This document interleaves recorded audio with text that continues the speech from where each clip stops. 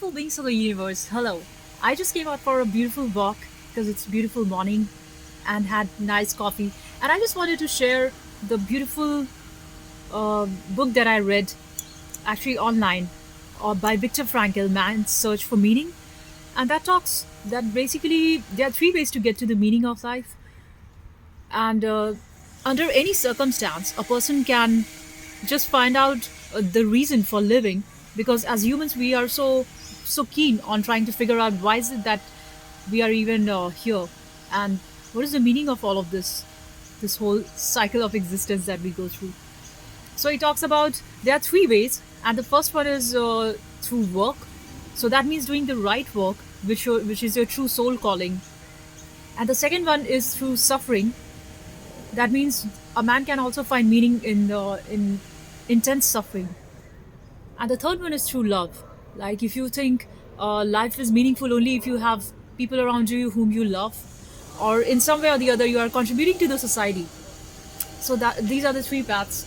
And actually, what I find through my understanding is you take onto any of the one path, and that is in turn going to merge into all the three.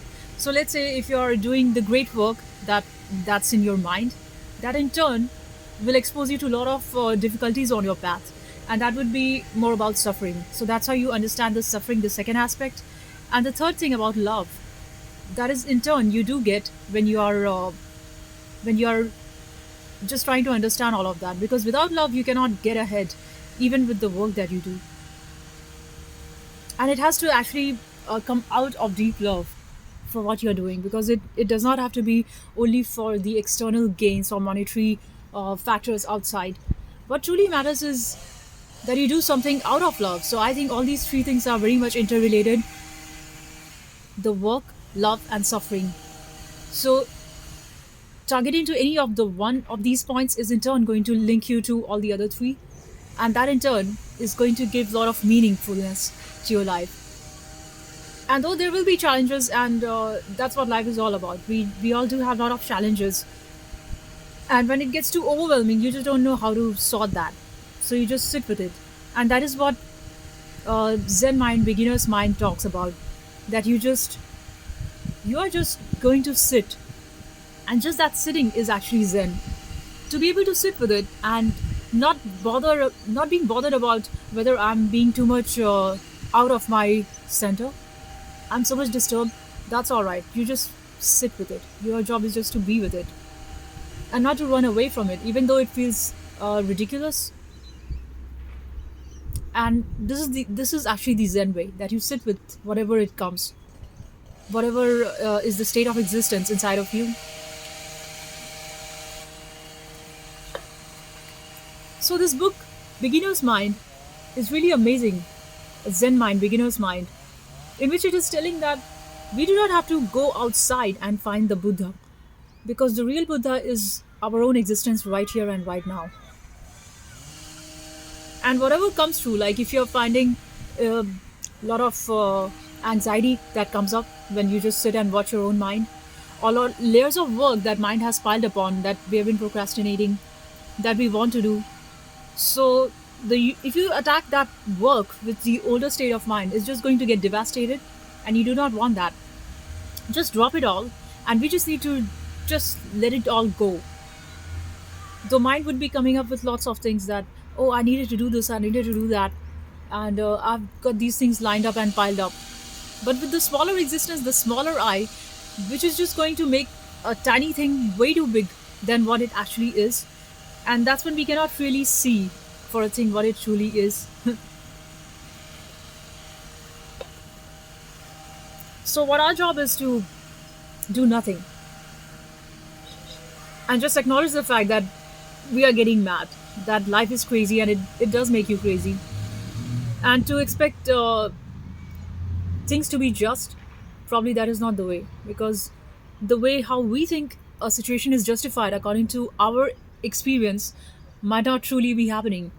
So like whatever you want, you may or may not get that, but what is essential is to be able to just see through it and be with it, and be at just at the loving presence for what we do.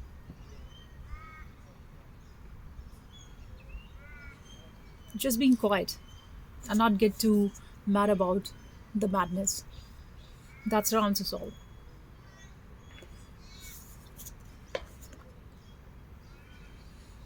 So I just wanted to talk about these three pointers of Viktor Frankl of man's search for meaning, which is through love, through suffering, and through the right work. Not just about the right work. It's many times it's not about what you're doing, but it's about how you're doing it. So if you're just doing a certain task and you might think that, oh, probably I should be better off doing something else. If that is truly resonating with you, probably you will then do that, because chances are if you want to be an artist or a painter, you would do that thing. But if circumstances appears in a way that no, you need to do something else so that you can get your bills paid, there also is your salvation. Whatever work you're doing, whatever work I'm doing, I can probably find joy in that. And the reason is by giving selfless service. That is the pure way of joy. That means of not having the intention of just taking it, but giving. Because truly the real joy is in giving and it's not in taking. And you see, all of the fears that we have and all of the desires that we have is only around the self centered I. I am fearful of that and I want this. So our mind is constantly, dancing between these two states, desire and fear. So, what is essential is to watch that, to watch your own selfishness, and to be not selfish, and to be just living for the joy of it, and not holding on too tight to your own desires and needs and your own body and mind. And because if you see, everything that we do is only for I want to be happy, I want to do this, and then this thing gets so sticky, it just gets so much self meshed in that you feel suffocated. You feel this is just getting way out of control. I want to do every single thing right for me, and then this idea of perfectionism comes in, which is terrible, because you see, there is no perfection. There is no perfection, and the only way to go about doing a thing is with a light state of mind. When you are happy, when you are joyous, whatever you're doing is going to blossom. Why? Because you're not putting up a lot of expectation around that, and that is really essential. To do something just for the joy of it, just for the sake of it, because in doing so you are expressing yourself, and being able to express yourself is the highest form of joy. Or being selfless, doing a service that is actually of uplifting to the society, to the world, and without having to expect that you want now the accolades from them. You do not want that, because if you're expecting that, okay, others should clap for me and others should do this and that to me and others should be telling me that, wow, I'm so amazing, I'm so phenomenal, that is in turn a sort of expectation.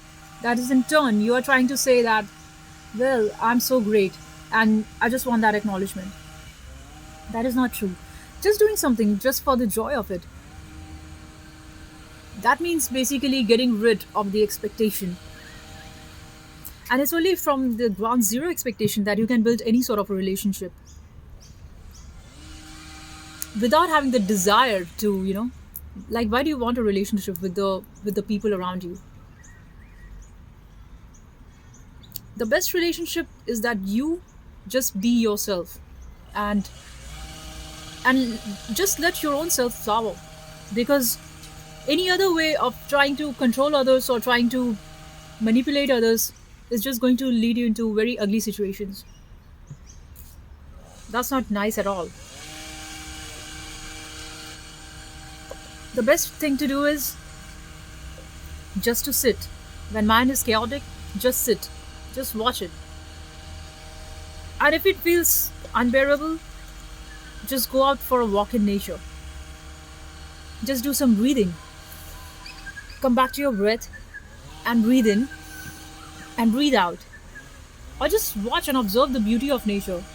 Look at the beautiful green trees, the beautiful green grass, beautiful blue skies, and just see how nature gives you so unconditionally. She never expects anything, but all she's doing is she's just expressing her being, her existence. Like sun just shines every day.